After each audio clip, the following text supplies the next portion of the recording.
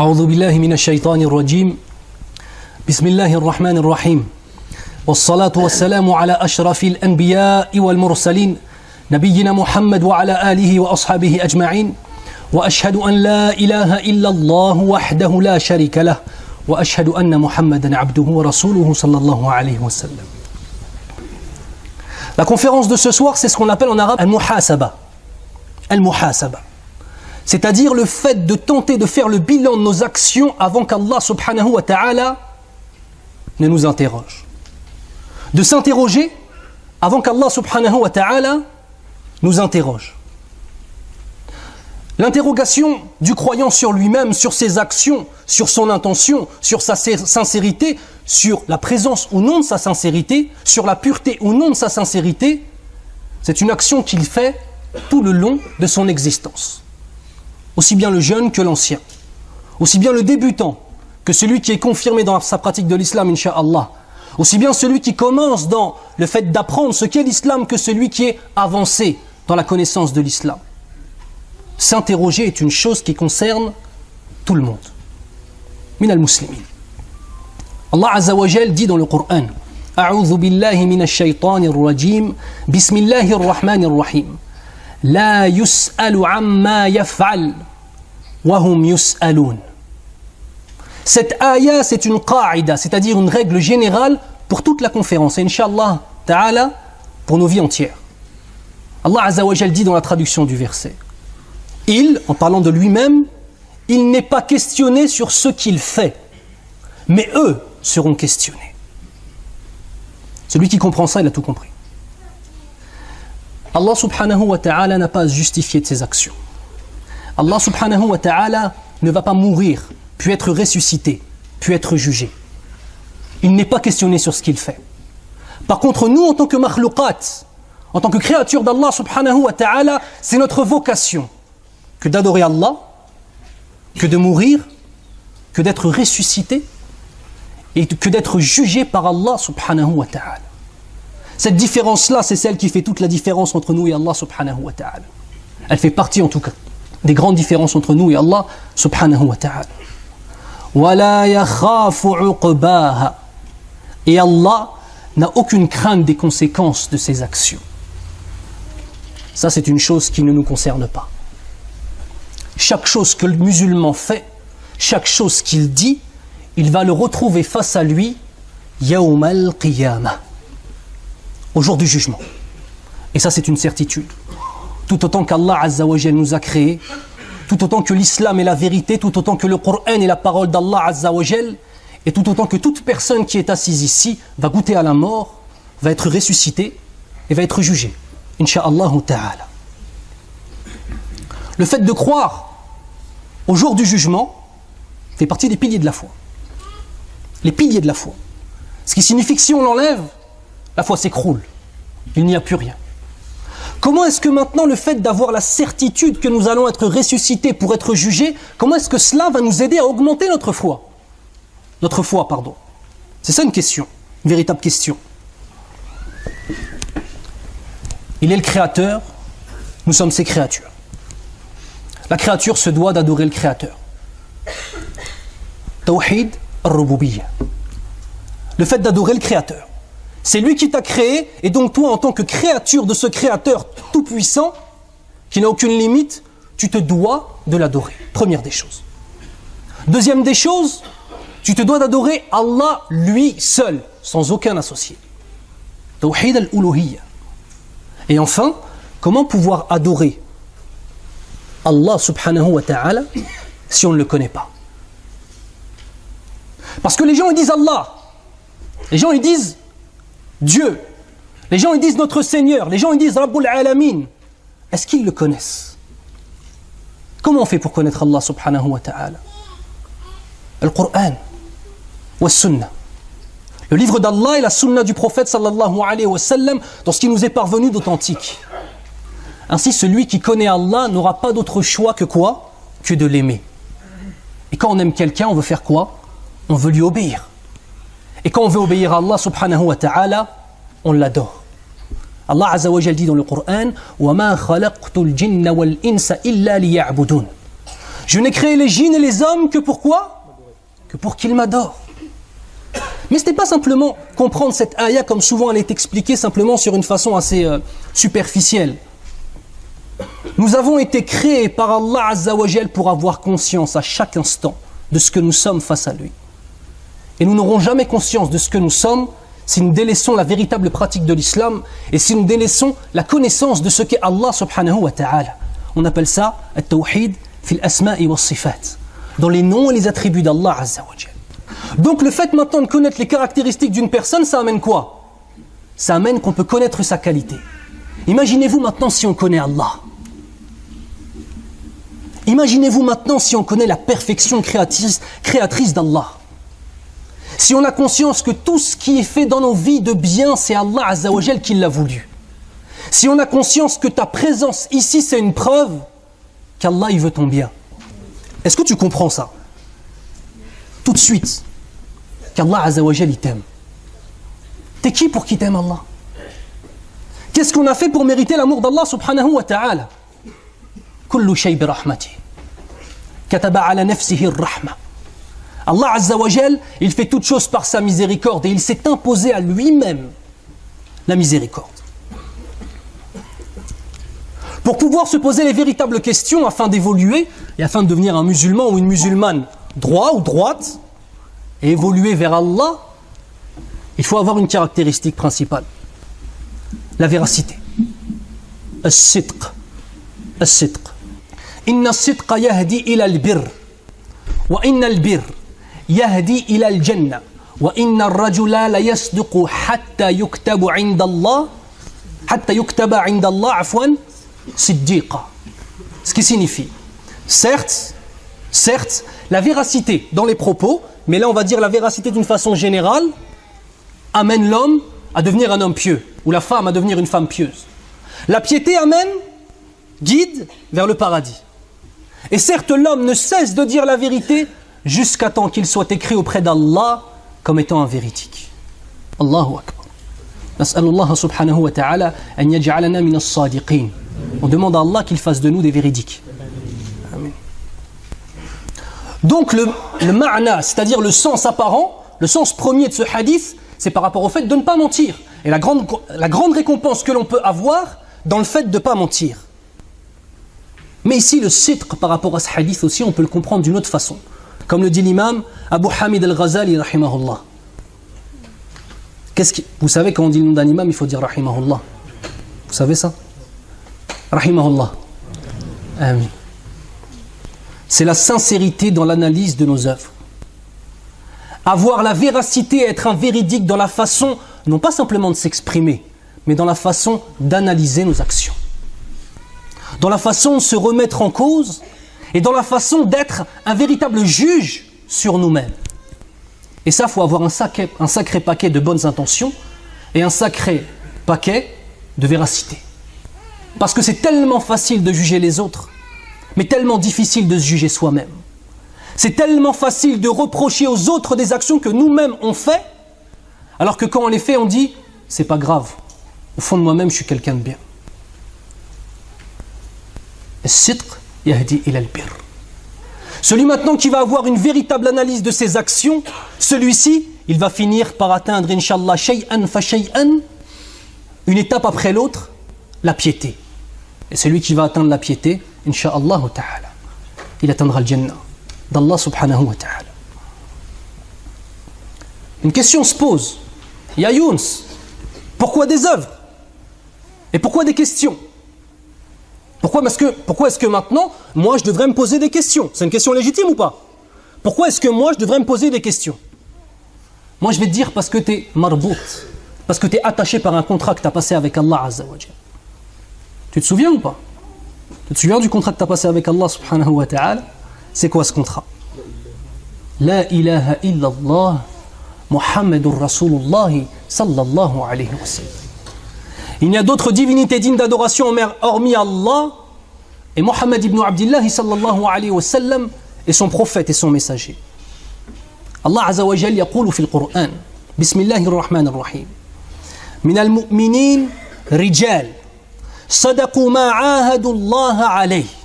Ce qui signifie Il y a parmi les croyants des hommes qui ont été fidèles au pacte qu'ils avaient conclu avec Allah. Au pacte qu'ils avaient conclu avec Allah. Rijal, des véritables hommes. On a passé un pacte avec Allah Azza wa Jal lorsque l'on a dit La ilaha illallah, Muhammadur Rasulullah sallallahu alayhi wa sallam. Et ce n'est pas une chose qui est nouvelle. Depuis tout temps, toutes les personnes qui ont suivi les prophètes, qui ont suivi, Inch'Allah, la voie pour amener à la satisfaction d'Allah Azza wa Jal, ils ont passé un contrat avec Allah. Et vous savez, les contrats, il y a des conditions, il y a des obligations, il y a des sanctions si on ne respecte pas ce contrat. C'est vrai ou pas? Quelles sont les obligations? Quelles sont les sanctions? Quelles sont les récompenses? Puis ensuite, Allah Azza wa Jal, dans le même verset, un peu plus loin, dit وَمَا بَدَّلُوا تَبَدِيلًا, ce qui signifie et ils n'ont rien changé à leur engagement. Comment est-ce que maintenant, toi et moi, vous et moi, nous allons réussir, Inch'Allah ta'ala, à nous acquitter des obligations de cet engagement? Comment est-ce qu'on va faire pour ne rien laisser de cet engagement? T'as dit quoi? Une remise en question et le fait de suivre Muhammad ibn Abdillah sallallahu alayhi wa sallam. Vous savez, l'islam s'est répandu dans le monde. Non, répandu, c'est pas un beau mot. Il faudrait un beau mot pour l'islam. L'islam s'est propagé de la plus belle des façons dans le monde. Vous savez pourquoi?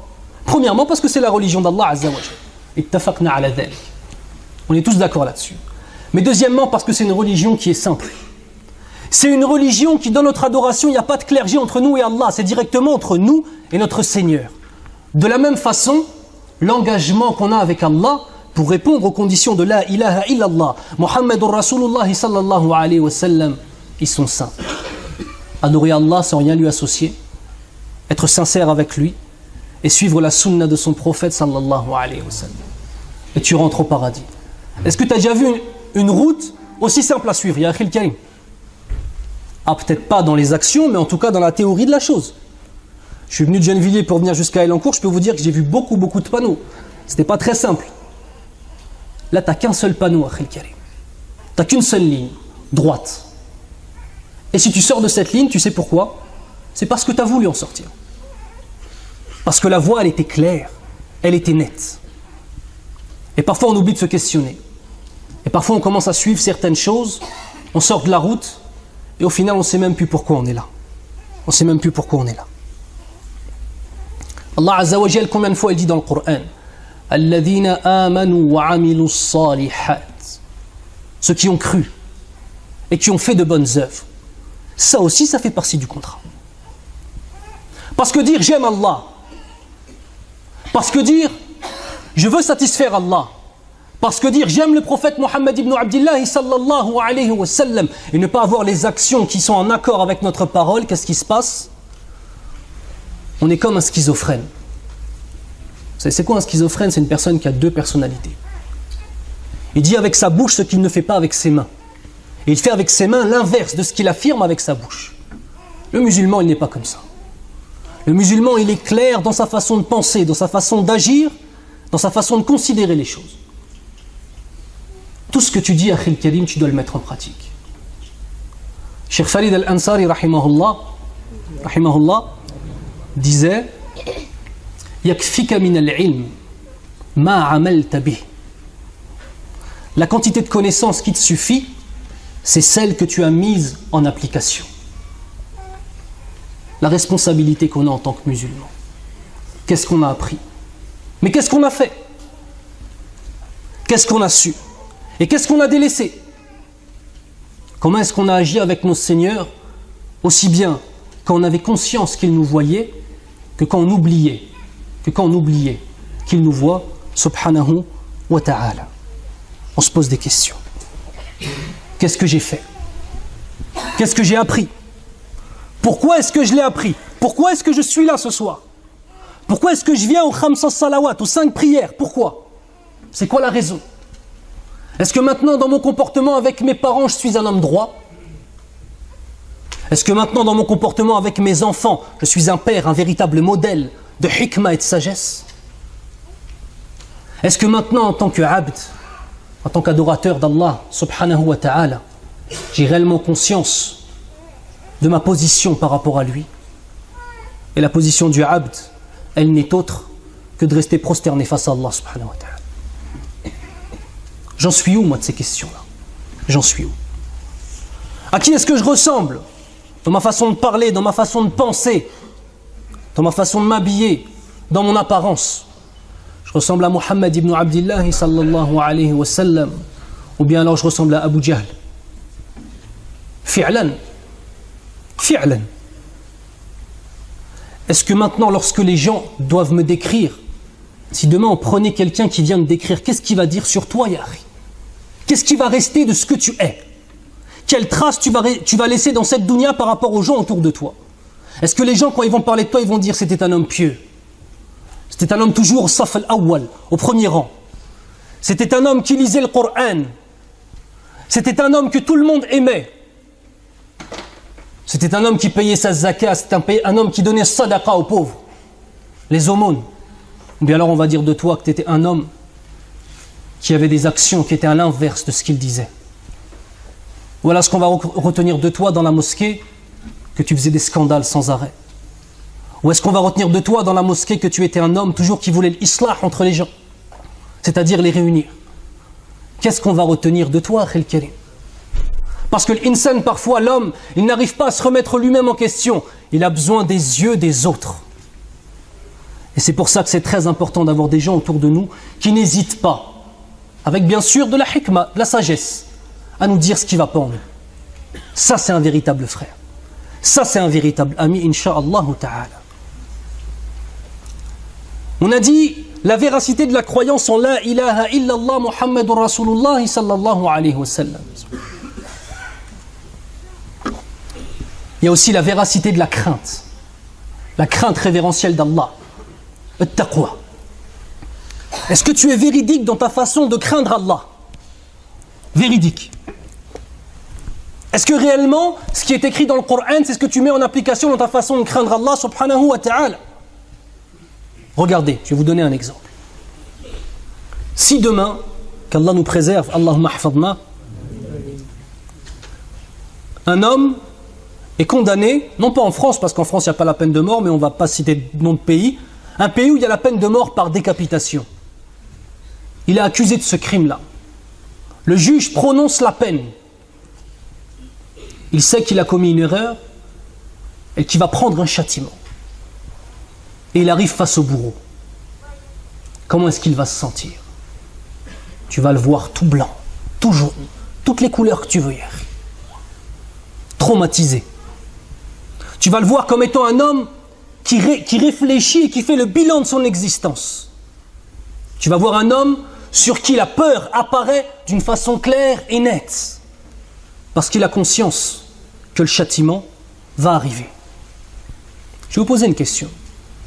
Celui qui désobéit à Allah Azza wa Jal, va-t-il subir un châtiment? Répondez-moi. On le sait tous. En principe, si maintenant nous étions des hommes, comme l'étaient les Sahaba radiyallahu anhum, comme l'étaient les imams de la communauté, qui n'étaient que des hommes, ya ikhwan, qui étaient des hommes comme nous, 2 jambes, 2 mains, une tête, un cerveau, un cœur. Si on était des véritables hommes, minal mu'minin rijal, on dit ça en arabe, hada rajul.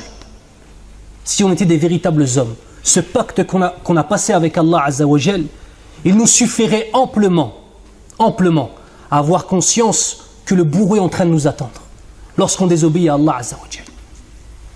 Est-ce qu'un homme va avoir plus peur d'un homme en face de lui qui a une hache que d'Allah subhanahu wa ta'ala? En principe, non.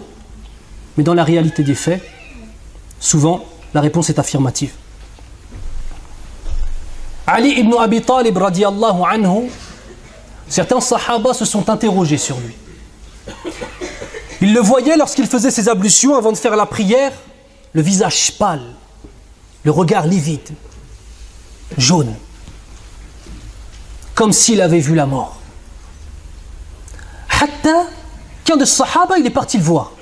Il a dit: Ya Ali, pourquoi est-ce que chaque fois que je te vois arriver à la mosquée, quand tu as fait tes ablutions, dès que tu as fini tes ablutions, tu as un visage blanc comme ça? On dirait il a vu la mort. C'est quoi la raison? Qu'est-ce qu'il lui répond Ali radiyallahu anhu? Ne sais-tu pas devant qui je vais me présenter? Ne sais-tu pas devant qui je vais me présenter? Devant Allah subhanahu wa ta'ala, en prière. On doit se poser la question, on en est où, nous, de notre prière? Quand on fait nos ablutions, est-ce qu'on a réellement conscience qu'on est en train de se diriger vers Allah subhanahu wa ta'ala ou pas? Lorsqu'on se dirige vers la mosquée, est-ce qu'on a réellement conscience que chaque pas qu'on a fait qui nous éloigne de notre maison, on a laissé les soucis derrière nous, et chaque pas qu'on a fait qui nous rapproche de la mosquée, on est en train de se rapprocher d'Allah et de son agrément, Inch'Allah. Ali ibn Abi Talib, radiyallahu anhu, quand il faisait ses ablutions, il avait un visage tellement blanc et tellement pâle qu'on croyait qu'il avait vu la mort. Allahu Akbar. Les ablutions, c'est une introduction à la prière. Ça ne suffit pas de se concentrer dans sa prière. Il faut aussi se concentrer dans ses ablutions. Il faut aussi se concentrer dans la façon que nous allons avoir, nous, de marcher vers la mosquée. Il faut aussi se concentrer dans la façon que nous allons avoir, quel sujet de conversation nous allons choisir sur le chemin de la mosquée. Est-ce que c'est possible maintenant de parler de tout et de rien sur le chemin de la mosquée et d'arriver ici, l'imam a déjà commencé, tu es en train de dire des bêtises, Allahu Akbar. Allahu Akbar. Tu as dit Allahu Akbar. Allah est plus grand que tout. Est-ce qu'il est plus grand que la conversation que tu avais? Est-ce qu'il est plus grand que ce à quoi tu penses pendant ta prière? Vous savez, si on n'arrive pas à être concentré dans la prière, si on n'arrive pas à être concentré dans nos adorations, c'est pas de la faute du Coran, c'est pas de la faute d'Allah subhanahu wa ta'ala. On a dit que la voix et le contrat, ils étaient comment? Clairs, limpides, simples. C'est juste que nous, on ne se pose pas les bonnes questions parfois. On ne se pose pas les bonnes questions. Inna as-salata tanha 'anil fahsha'i wal munkar. Certes, la prière éloigne, interdit la turpitude et le blâmable. Subhanallah. On en est où de notre prière? Est-ce qu'on doit se poser des questions sur nos adorations? Ou bien alors on les fait sans même se poser des questions? Et yawm al-qiyamah, des milliers de prières qu'on pensait être acceptées, Allah Azza wa Jal nous les jette comme un tapis au visage. Allahumma ahfadna min dhalik. Qu'Allah nous préserve de cela. Vous savez, comme le frère a dit, je suis un converti à l'islam, avant moi j'étais un chrétien. Ces questions-là n'existent pas. Vous savez ça? On ne se remet pas en question. Tu crois que Jésus est Dieu, le Fils de Dieu, et tu crois que Jésus a été crucifié sur une croix? T'inquiète pas, tu as une place au paradis. Donne-nous un petit peu d'argent et ça va aller mieux. Ça, il n'y a pas en islam, ça. Ça, c'est toi, tes adorations, ta conscience, ta raison.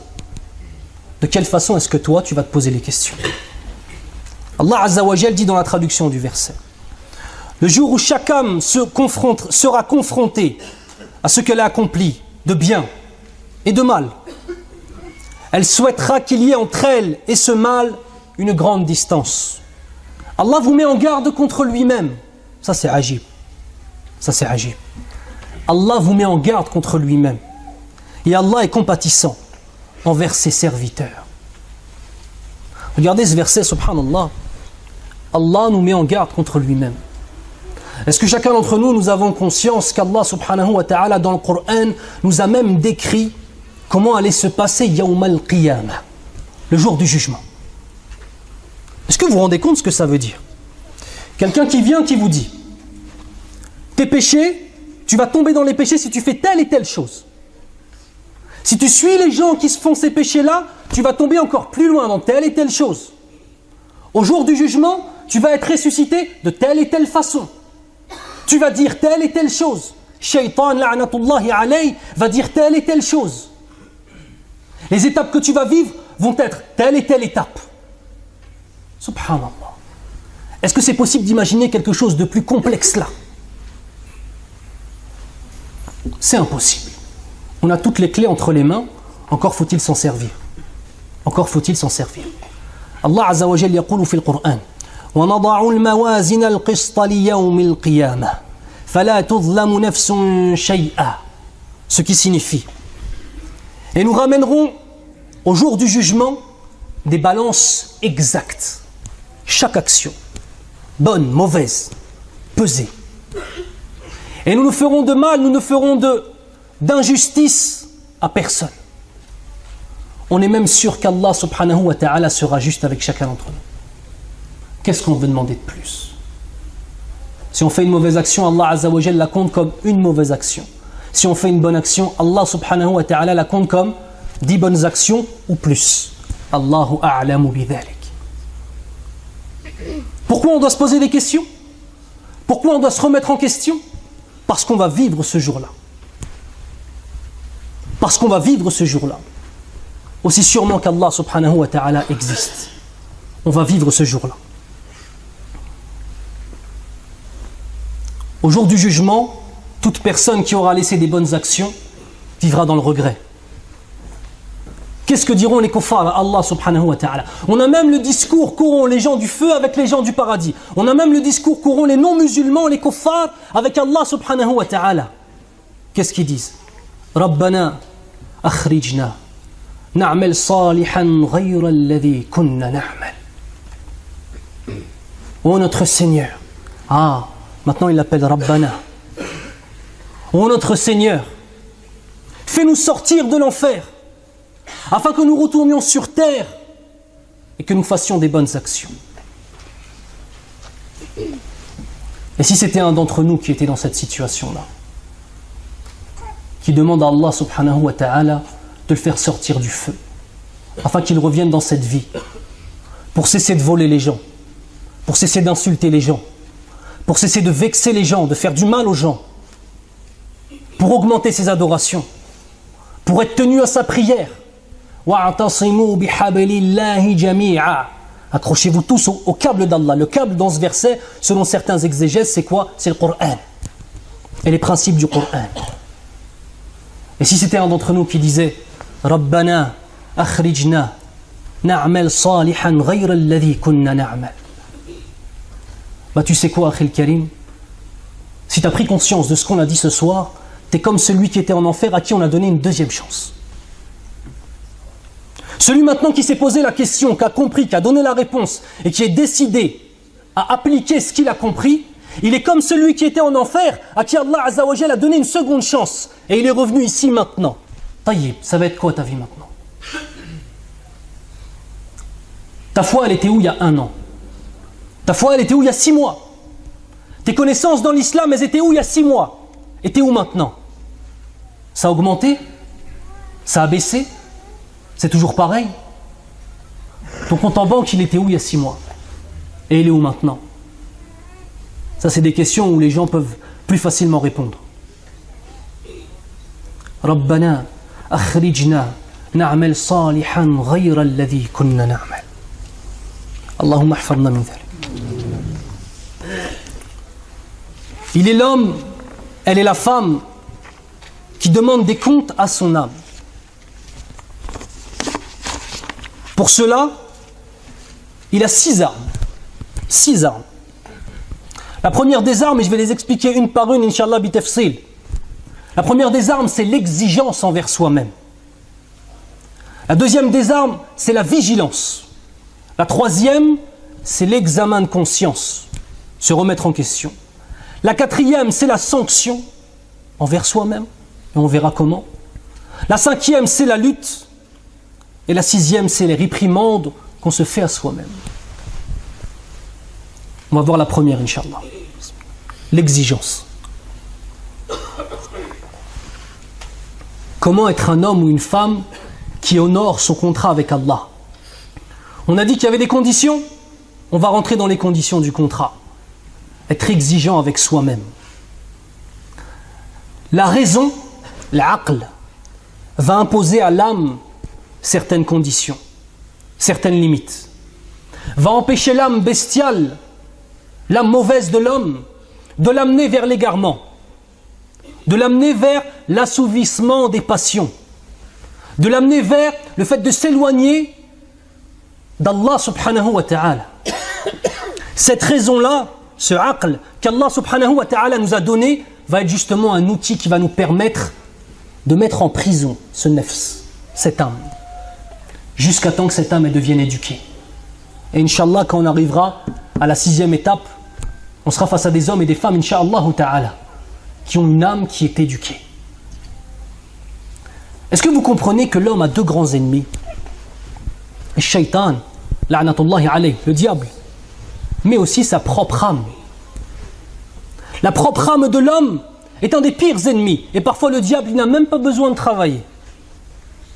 Billahi alaykum. Est-ce que maintenant, si on n'avait pas la raison, on aurait envie de se lever le matin pour Salat al-Fajr quand il fait moins 2 degrés dehors? La réponse c'est non. La réponse c'est non. C'est notre conscience. On se rappelle qu'Allah subhanahu wa ta'ala nous a tout donné, nous voit, va nous récompenser ou va nous punir. Et c'est pour ça qu'on se lève et qu'on vient prier. C'est la raison qui maintenant a donné un coup de fouet à l'âme, afin justement de l'éduquer. On pense souvent que l'ennemi il est à l'extérieur, parfois tout simplement il est en nous. Parfois tout simplement il est en nous. Parce que l'âme elle est fainéante. Elle aime rester des heures et des heures devant la télé. Elle aime rester à parler de choses inutiles. L'âme, elle aime la médisance. Vous avez remarqué ça? Subhanallah. Dans Nafs, quand la médisance commence, quand les gens commencent à critiquer les uns et les autres, l'âme elle aime bien. On a envie de savoir ce qu'on appelle les détails croustillants. Qu'est-ce qui va te permettre maintenant de ne pas rentrer là-dedans? C'est ça. Mais ça c'est la première étape. La deuxième étape, ça va être quoi? Ça va être quand dans ton cœur, ton âme est devenue tellement éduquée que la raison n'a même plus besoin de lui faire un rappel. Au moment où ton âme, tu as réussi à l'éduquer. Et ça, vous savez, ces degrés-là, en principe, c'est les degrés qu'on doit voir chez les anciens, Inch'Allah. On demande à Allah Azza wa Jal que les anciens qui sont présents ici soient arrivés à ces degrés-là. Parce que c'est ça. Un monsieur qui passe 40 ans dans les adorations, il doit arriver à un moment à ces degrés-là, Inch'Allah ta'ala. C'est vrai ou pas? 40 ans d'adoration, Masha'Allah, tabarakallah. Où est-ce qu'on est arrivé avec ces 40 ans? Qu'est-ce qu'on en a fait? On est arrivé à quel degré de piété au bout de 40 ans de prière? Quel type de prière on a au bout de 40 ans de prière? Masha'Allah, tabarakallah.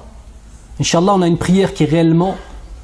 On s'imagine la Mecque devant nous, on s'imagine la mort à côté de nous, on s'imagine Jibril alayhi salam qui est en train de nous regarder et Allah subhanahu wa ta'ala avant tout. La raison donc impose à l'âme. Mais il y a encore une question à se poser. Quel type de raison on va avoir? Il y a la raison qui est la raison forte. C'est la première dont j'ai parlé. Celle qui va éduquer ton âme et qui va faire en sorte que tu vas arriver à un degré de spiritualité, al-wujdaniyah, un degré de spiritualité tellement haut que ton âme va être éduquée et que tu vas toujours avoir envie de faire du bien. Et wallah, si un matin tu ne te lèves pas pour Salat al-Fajr, tu vas pleurer. Tu sais ça? Ça, c'est la raison forte. La raison à qui on a donné les bons outils. C'est une raison qui émane de l'islam. Il y a un deuxième type de raison qui émane aussi de l'islam, mais celle-ci, on va la qualifier de raison faible. C'est celle qui va te faire croire que le départ, c'est déjà l'arrivée. Ça veut dire que quelqu'un va se dire qu'un jour, comme je disais la dernière fois à la mosquée de plaisir quand j'ai fait la conférence, un jour je vais me mettre à prier. Et dans sa tête, le fait de commencer à prier, le fait d'arrêter de voler, ça fait de lui un homme pieux. Ya Habibi, t'es au début. T'es au début. La prière, c'est le début. Vous savez que certains ulémas, wa minhum al-imam Ahmed rahimahullah, estiment que celui qui délaisse la prière est un kafir billah, un non-musulman. Le jumhur voit l'inverse. Mais mohim. Imaginez-vous jusqu'à quel point c'est arrivé pour qu'on arrive à cette parole-là. Non, Akhil Kalim, si tu commences à prier, tu vas être au début de la voie. Si tu commences à lire le Coran tous les jours, tu vas être au début de la voie. Si tu commences à t'améliorer, à faire en sorte que tu sois une lumière pour les gens autour de toi, tu vas commencer à monter les marches. Et des marches, il y en a des milliers. Donc la raison forte, c'est celle qui va te donner un objectif qui est réellement de ressembler au prophète sallallahu alayhi wa sallam. La raison faible, c'est celle-là qui va te donner un objectif qui en vérité n'est que le départ. Khassar, c'est une perte. Ensuite, il y a une autre raison. Allahumma hfadna minha. C'est l'aqliya al-kufriya. C'est-à-dire qu'on a un homme qui se revendique de l'islam, ou une femme qui se revendique de l'islam, et sa raison, elle n'utilise pas pour dompter son âme, Mais sa raison, il ou elle l'utilise afin d'aller encore plus loin dans l'égarement. Sa raison lui dit, peu importe les moyens que tu vas trouver pour faire de l'argent, tu vas faire de l'argent même si c'est haram. Peu importe ce que tu vas trouver dans ton existence, même si tu sais qu'Allah Azza wa Jal nous a créés et qu'il est le haqq, tu ne vas pas prier. Une raison qui va te pousser à aller voir une femme, alors qu'en vérité, regardez, dans la véritable aqliya islamiyya, c'est-à-dire dans la raison musulmane, ton nefs, s'il a envie d'aller voir une femme, et ta raison, elle dit quoi? Elle dit, n'y va pas. Là, c'est l'inverse. On a la raison qui s'allie avec le nefs, avec l'âme, pour t'amener vers le mal. T'es comment dans ce cas-là? Comment tu vas faire pour revenir? Et quand on parle avec des musulmans qui se sont repentis, qui étaient des gens désobéissants à Allah Azza wa Jal, qui sont revenus dans la voie droite, tu te rends compte que quand tu parles avec eux, le cerveau, il était à l'envers. C'est ce que ça veut dire à l'envers? Ils croient que faire le mal, c'est être bien. Le respect, est-ce que c'est une bonne chose, le respect? Le respect, c'est une bonne chose. Sauf qu'il y a des gens pour qui, dans leur tête, le respect, c'est de frapper les gens, de leur faire peur, et faire en sorte que les gens aient peur de nous. Et ils se sentent respectés. Il a réfléchi de la bonne façon ou pas? Il y en a certains qui pensent que la richesse, peu importe la voie que tu vas emprunter, du moment où tu as de l'argent, tu vas être un homme qui va réussir dans cette vie. Et il dit la ilaha illallah et il prie à la mosquée. Est-ce que maintenant lui, il a réfléchi de la bonne façon? La richesse, c'est une arme contre toi peut-être. Ou bien alors, c'est une chose qui va te servir au jour du jugement si tu l'as eu dans le halal, que tu as craint Allah dans ton argent. Être exigeant avec soi-même grâce à une raison islamique. Bima'na al-kalima. Réellement, dans toutes les dimensions de nos existences. De même, celui qui va être exigeant avec lui-même, il va se dire quoi? Je dois optimiser mon temps. Imaginez-vous maintenant une entreprise. On va prendre une entreprise. Bismillah. Cette entreprise a donc un capital. Elle a des profits, des bénéfices, des pertes. Le capital que tu as, Akhil Karim, c'est ton temps. Parce que si demain Allah Azza wa Jal enlève ton temps, tu n'as plus de souffle de vie, ton capital hasanat, il est fini. Intaha al-amr. Sauf si tu as laissé des gens pieux derrière toi qui font des du'as, ou tu as laissé ilm nafi', etc., sans rentrer dans le détail. Ton temps, c'est ta vie. Ton temps, c'est ton existence. Qu'est-ce que tu en fais de ton temps? L'islam, c'est la toile de fond de toute ton existence, ou bien alors c'est quelque chose qui fait la taille de cette horloge qu'on regarde parfois dans nos existences. L'islam, c'est ta vie, c'est ta mort, c'est ton souffle, c'est tout pour toi? Ou alors l'islam, c'est une chose qu'on pratique le samedi et le dimanche et les jours fériés? Est-ce que l'islam, c'est ton sang? L'islam, c'est ta vie, c'est ta mort. C'est la chose la plus importante que tu as. Et si quelqu'un te dit le contraire, ou si quelqu'un t'amène à penser le contraire, laisse-le. Il n'a aucune valeur. Indallah Azza wa Jal. Et s'il n'a aucune valeur auprès d'Allah, sache qu'il n'y a pas de bien chez lui. La khayra fi. Dans un an, il y a 365 jours. Il y a 8760 heures. T'en as consacré combien à Allah? 8760 heures. Combien de temps on a consacré à Allah subhanahu wa ta'ala? Il n'y a personne, à part des jeunes, il n'y a personne qui a moins de 20 ans, taqriban. En 20 ans, j'ai fait le calcul tout à l'heure, c'est 7300 jours. En nombre d'heures, ça fait 175 200 heures. Guerre, on ne va pas dire un an, on va dire 20 ans. Sur 175 200 heures, combien t'en as donné à Allah? Tu sauras c'est quoi ton amour pour Allah. Tu sais ça? Le temps que tu consacres à ton Seigneur, c'est une preuve haqiqiyya, véridique, de l'amour que tu as pour Allah. C'est facile de dire j'aime et de tromper. C'est facile qu'un homme il vienne et dise j'aime ma femme et akramakum Allah il la trompe. Est-ce que lui il l'aime vraiment? On va faire l'inverse. C'est facile pour une femme de dire j'aime mon mari. Et si elle le trompe, akramakum Allah, est-ce qu'elle l'aime réellement? Elle lui obéit pas. Est-ce qu'elle l'aime réellement? Une femme qui n'obéit pas à son mari, elle ne le respecte pas et elle ne l'aime pas. C'est une certitude. 175 200 heures. On en a passé combien à lire le Coran? On en a passé combien à prier? On en a passé combien à parler d'Allah Azza wa Jal?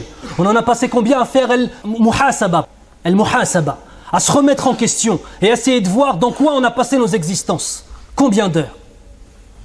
10 000? 20 000? Sur 175 000? Il faut essayer de faire en sorte que celui qu'on aime le plus, qui est Allah subhanahu wa ta'ala, son temps, le temps qu'on va utiliser pour lui, soit le temps le plus important dans nos existences. Combien de temps on a passé au travail? Combien de temps on a passé à l'école? Subhanallah. Et pour Allah Azza wa Jal, combien de temps on a passé? Ça, c'est la piété. As'alullah subhanahu wa ta'ala an yaj'alana min al-muttaqin.